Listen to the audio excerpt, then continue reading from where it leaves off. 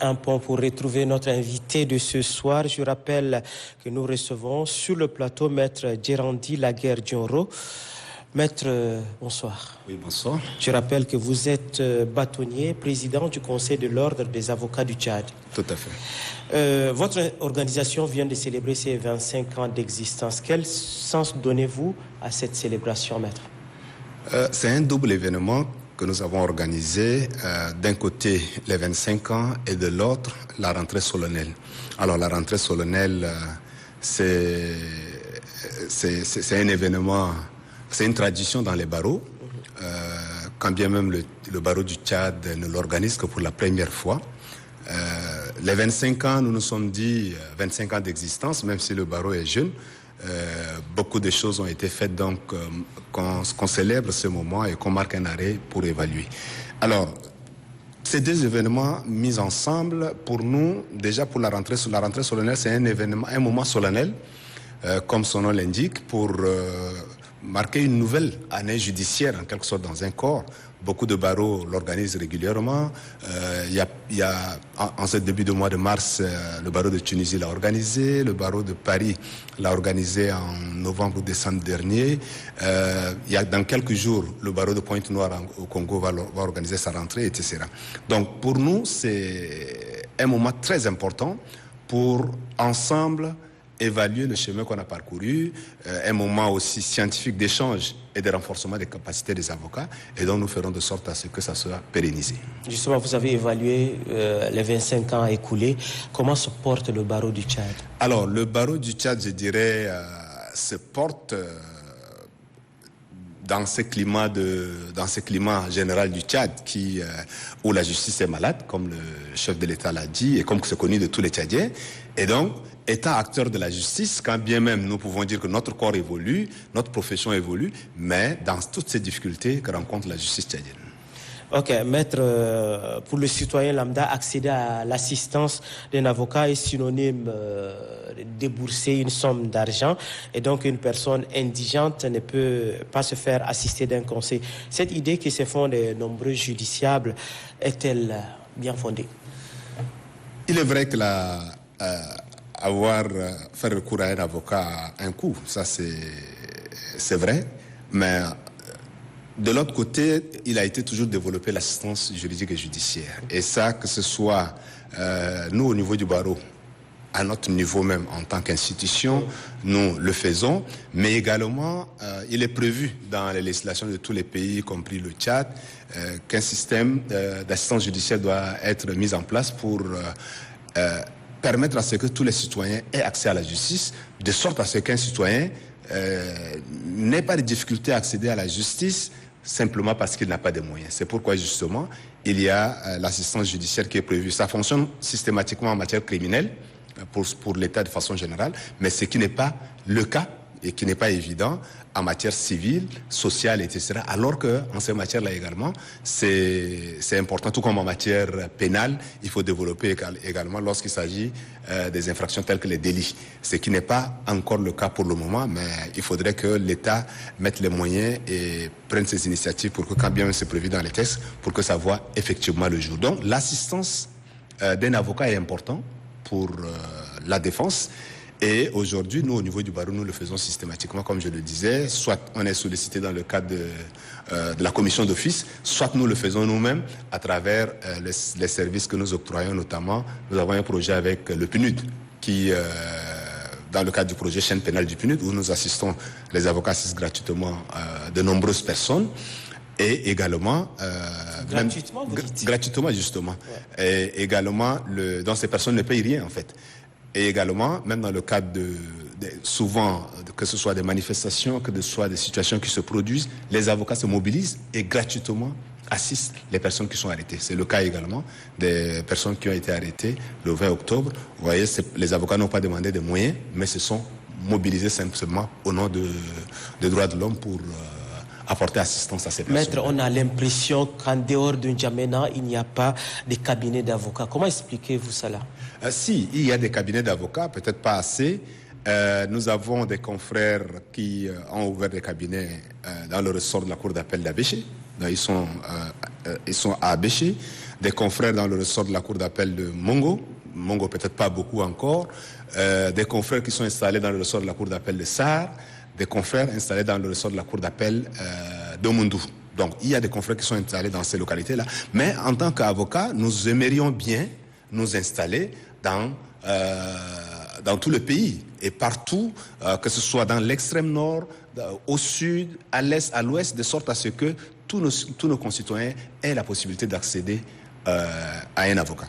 Maintenant, il faut justement que l'État crée les conditions de sécurité nécessaires et de bonne justice pour que les avocats aient la possibilité de s'installer partout ailleurs. Ouais. Ok, vous êtes défenseur des droits de l'homme. Entre ce rôle vraiment noble et la politique, y a-t-il une frontière que l'avocat ne peut pas franchir? Alors, il n'est pas interdit à un avocat de faire de la politique. Aucun texte ne dit que l'avocat ne peut pas faire de la politique. Cependant, lorsque l'avocat s'engage dans des activités politiques, une nette différence doit être faite entre ses activités politiques et ses activités professionnelles en tant qu'avocat.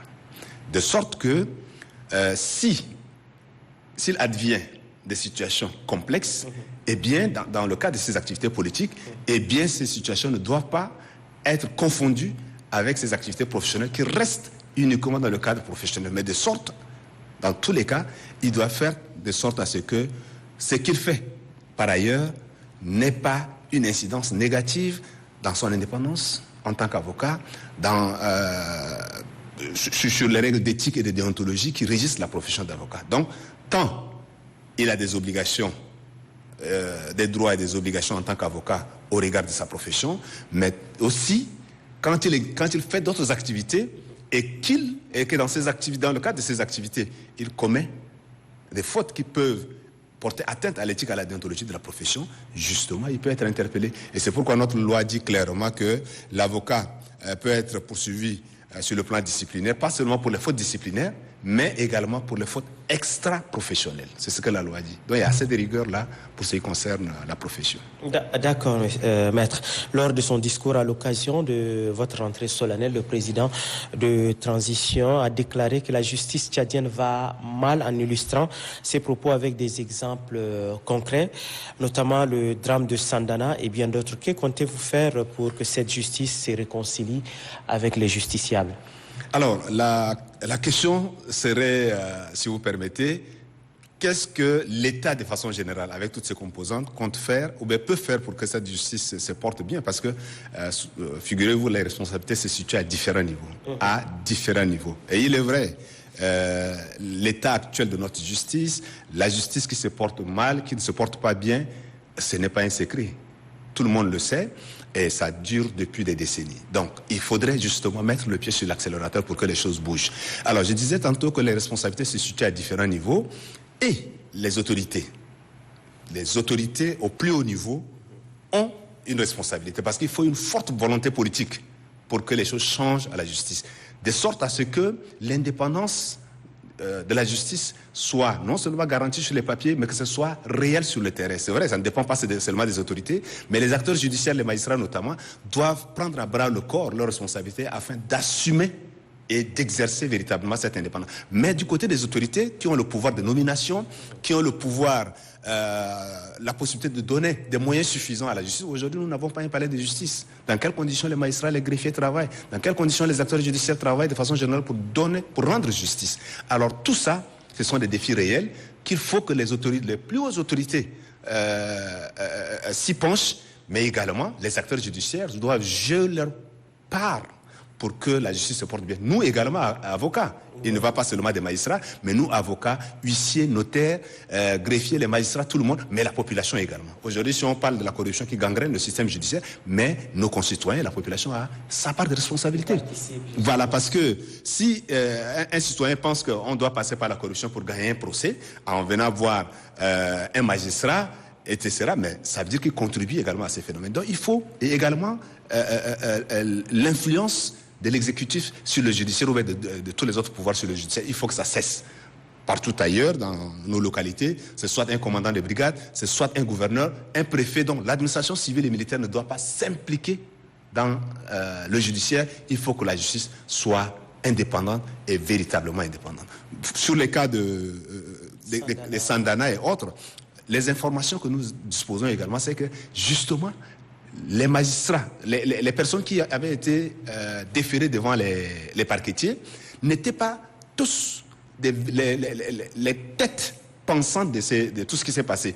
Ils étaient, les véritables auteurs étaient par exemple couverts, il paraît, par des gouverneurs, etc. Mais justement, c'est tout ça que nous combattons. Il faudrait que les responsables et tous ceux qui sont complices également soient amenés devant la justice. Et il faut que la justice soit rendue à tout le monde.